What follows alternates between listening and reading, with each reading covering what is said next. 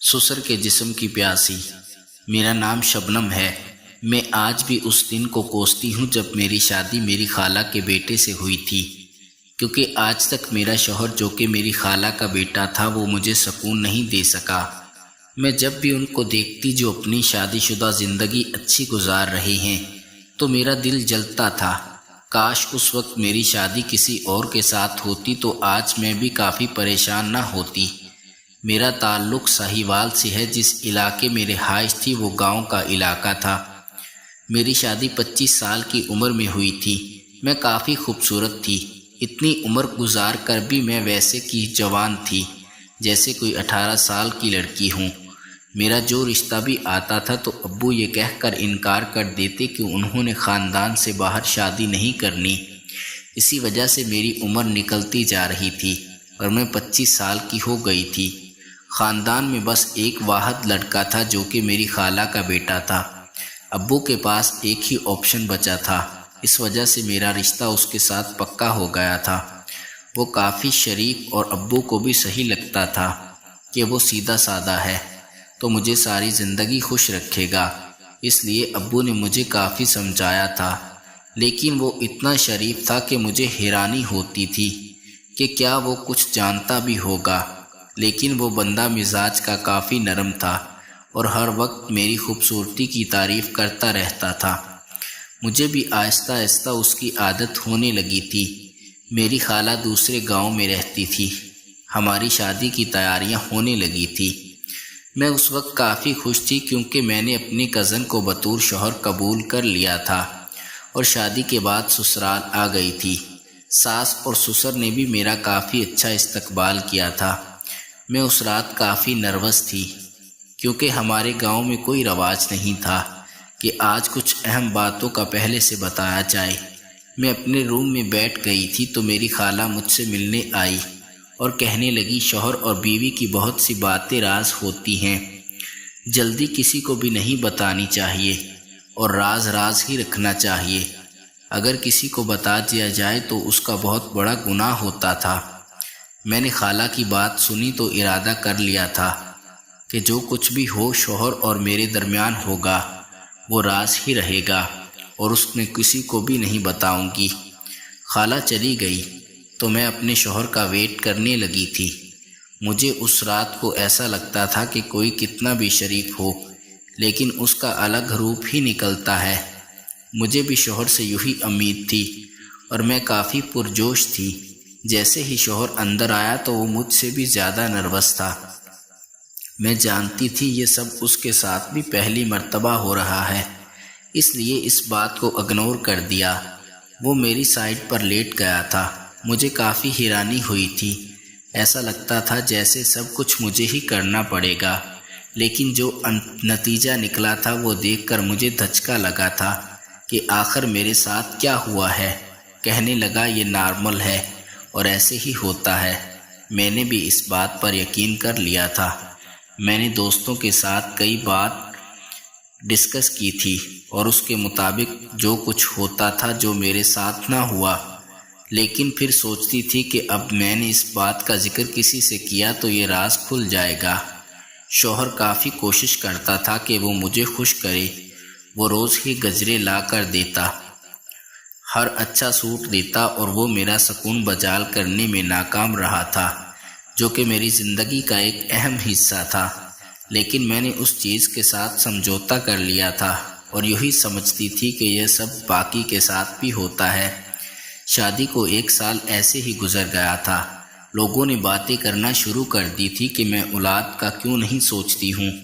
اس بات پر مجھے دکھ لگتا تھا کہ یہ تو مرد کے اختیار میں ہے، اور 1 سال بعد میری بھی فکر مندی بڑھنے لگی تھی کہ آخر کیا ماجرا ہے جو ابھی تک مجھے اولاد کی خوشخبری نہیں مل رہی۔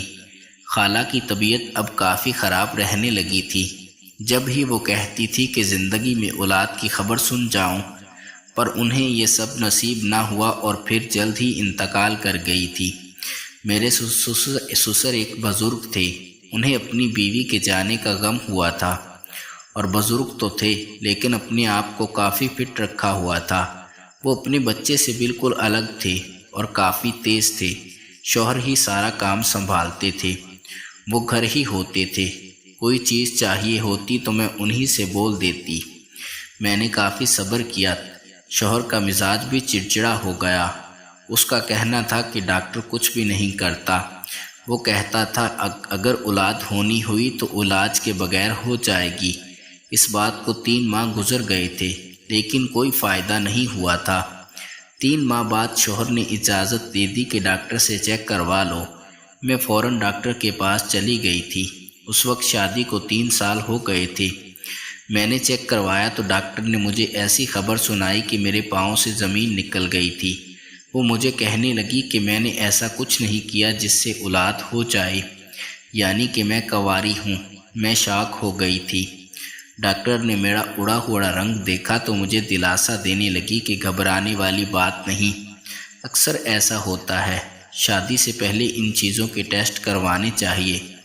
مجھے اور حیرانی ہوئی جب ڈاکٹر نے کہا کہ میرا شوہر باپ نہیں بن سکتا، اس کو بیماری ہے، تو میں سمجھ گئی تھی۔ مجھے کافی افسوس ہوا تھا کہ 3 سال سے آج تک میں تو ایک دھوکے میں جیتی آئی ہوں۔ اب میں کیا کروں؟ مجھے کچھ معلوم نہیں تھا۔ میں گھر جاتے ساتھ ہی زور سے رونے لگی تھی۔ میرا شوہر تو کام پر گیا ہوا تھا۔ سسر نے مجھے روتے ہوئے دیکھا تو کافی حیران ہوا اور مجھ سے پوچھنے لگا کہ آخر کیا ہوا ہے۔ میں نے ایک ہی بار میں بتا دیا کہ ان کا بیٹا انہیں دادا بننے کی خوشخبری نہیں دے سکتا۔ سسر بھی پریشان ہو گئے تھے اور کہنے لگے کہ اس بات کا کسی سے ذکر نہ کرو، ان کے خاندان میں کیا عزت رہ جائے گی۔ میں نے سسر کا اترا ہوا چہرہ دیکھا تو مان لیا تھا، لیکن اب کافی مایوس ہو گئی تھی۔ پھر بھی میری لڑائی ہوتی رہتی تھی۔ میرا مزاج کافی عجیب ہو گیا تھا۔ اب میں شوہر سے تنگ آ گئی تھی۔ وہ جب بھی میرے پاس آتا تو میرا دل کرتا تھا کہ وہ مجھ سے دور ہی رہے اور میرے پاس بالکل نہ آئے۔ اب میرے سسر کے ساتھ کافی اچھی بننے لگی تھی۔ وہ مجھے حوصلہ دیتے تھے۔ انہیں بھولنے کی بیماری تھی، جب ہی وہ بہت جلدی باتیں بھول جایا کرتے تھے۔ میں بھی انہیں یاد کرواتی تھی۔ ایک دفعہ اچانک ہی میرے ذہن میں خیال آیا کہ کیوں نہ اپنے شوہر کی کمی کو سسر سے پورا کر لوں۔ جیسے ہی خیال آیا تو فوراً ارادہ کر لیا کہ ایسے ہی کروں گی۔ اب میں اپنے سسر کی طاق میں رہتی تھی، اس طرح تو مجھے اولاد بھی نصیب ہو جائے گی۔ اب میں سسر کا خیال رکھتی تھی، ان کے کپڑوں سے لے کر کھانے پینے تک کا خیال رکھنا پڑتا تھا۔ ایک دفعہ وہ جیسے ہی نہانے گئے تو اپنے کپڑے ساتھ لے کر جانا بھول گئے تھے۔ کچھ دیر بعد ہی سسر نے مجھے آواز لگائی اور کپڑے انہیں دینے کا کہا تو میں چونک گئی تھی کہ سسر کیا چاہتی ہیں، کیونکہ وہ واش روم کے اندر تھے۔ میں انہیں کپڑے کیسے پکڑاتی، لیکن جیسے ہی انہیں کپڑے دیے تو وہ میرا پاؤں پھسل گیا تھا اور میں واش روم کے اندر چلی گئی۔ مجھے کافی شرمندگی ہو رہی تھی، لیکن جیسے ہی میری نظر سسر پر پڑی تو حیرانی سے میرا منہ کھلے کا کھلا رہ گیا، کیونکہ جو ان کے پاس تھا وہ میرے شوہر کے پاس بالکل نہیں تھا۔ میں نے تو پہلی دفعہ یہ سب دیکھا تھا اور شاک ہو گئی تھی۔ زندگی میں نے سوچ لیا تھا کہ اس سے بات کروں گی۔ سسر صرف اپنی زندگی گزار رہے تھے، کیونکہ خالہ جا چکی تھی۔ وہ اور بھی ابھی یہ بے سکون تھے۔ میں نے اس بات کا سہارا لیا تھا کہ میں ان کو سکون مل جائے گا، میرا کام بھی مکمل ہو جائے گا۔ تو پہلے تو سسر میری بات سن کر شاک ہو گئے، مگر پھر تو کہنے لگے کہ انہیں تو میں سکون دوں گی، پر میرا مقصد پورا نہیں کر سکتے، کیونکہ ان کی عمر کافی زیادہ ہے، یہ کام نہیں کر سکتے۔ میں نے ان کی بات سنی تو ان سے کہا کہ میں نے دیکھ لیا ہے، ان میں اتنی طاقت ہے کہ میرا کام بھی ہو جائے گا۔ پھر سسر تیار ہو گئے تھے اور ان کی اجازت کی دیر تھی۔ جب میں ان کے ساتھ کام کرنے لگی تھی تب میں جان گئی تھی کہ اصل مزہ کیا ہوتا تھا۔ مجھے کافی سکون ملا تھا۔ ہم دونوں نے روز کا معمول بنا لیا تھا۔ شوہر کو پتہ نہیں تھا کہ اس کے پیچھے سے کیا چلتا ہے۔ کچھ دیر بعد ہی مجھے اولاد کی خوشخبری ملی تو میں خوش ہو گئی تھی۔ میں جانتی تھی کہ اولاد کس کی ہے اور شوہر بھی خوش تھا، یوں ہی سمجھتا تھا کہ یہ اولاد اس کی ہے۔ میں نے سسر کا شکریہ ادا کیا کہ ان کی مدد کے بغیر یہ سب نہ ہو پاتا۔ یہ بات ابھی بھی ایک راز بن کے دفن ہے کہ وہ اولاد میرے شوہر سے نہیں بلکہ میرے سسر سے ہوئی تھی۔ میرا شوہر سسر کو دوسری شادی کا کہتا تھا تاکہ وہ بھی زندگی انجوائے کر سکے۔